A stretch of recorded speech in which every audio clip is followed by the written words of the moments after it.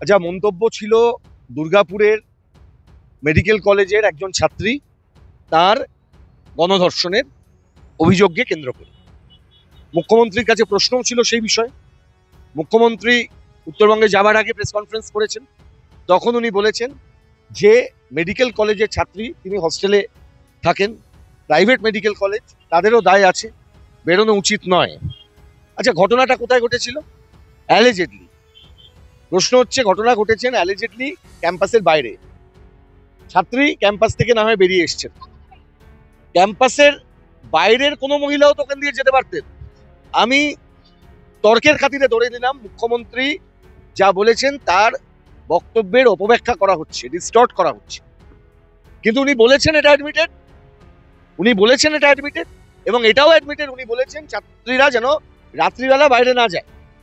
তাহলে এখন যেটা বলার চেষ্টা হচ্ছে, গতকাল আমি দেখলাম তৃণমূল কংগ্রেসের কিছু পেটোয়া যে সোশ্যাল মিডিয়া হ্যান্ডেল আছে সেখান থেকে দেখানো হচ্ছে, বিশেষত একটি লিডিং মিডিয়ার কিছু বক্তব্যের, বিশেষত তাদের ওয়েবসাইটের যে খবর তার ট্রেল, তার একটা স্ক্রিনশট নিয়ে দেখানো হচ্ছে প্রথমের বক্তব্য আর শেষের বক্তব্যের মধ্যে নাকি ফারাক হয়েছে। আমি ফারাকটা মানুষের কাছে বোঝবার জন্য বলছি, দুটো বিষয় মুখ্যমন্ত্রী এক্সপ্লেন করে দিন। আমি অ্যাকসেপ্ট করবো যে উনি যা বলছেন সেই বক্তব্যকে ডিস্টর্ট করা হয়েছে।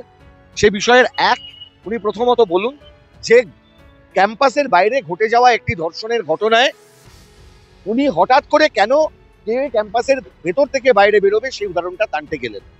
দুই, উনি নিজে ডিস্টর্ট করেছেন। আজকে সকালবেলা অল্ট নিউজ দেখে আমি দেখেছি, সেখানে এটা ফেক প্রচারিত করেছেন, ফেক খবর উনি ছড়িয়েছেন সময়টাকে বদলে দিয়ে, যেটা 7:30টার ঘটনা উনি নাকি 12:30টায় পেয়েছেন। তাহলে উনি তো ফেক নিউজ ছড়িয়েছেন। কলকাতা পুলিশ যারা প্রত্যেকের বিরুদ্ধে এত মামলা করেন ফেক নিউজ ছড়াবার জন্য, তাদের তো উচিত মমতা ব্যানার্জির বিরুদ্ধে মামলা করা। এই ধরনের ঘটনার ক্ষেত্রে ফেক নিউজ উনি ছড়ান। কে ওনাকে এত কথা বলতে বলেছিল? We want a chief minister from her, we don't want any দিদি, মা, বোন, যার দরকার নেই। আমার সাথে ওনার কোনো ব্যক্তিগত সম্পর্ক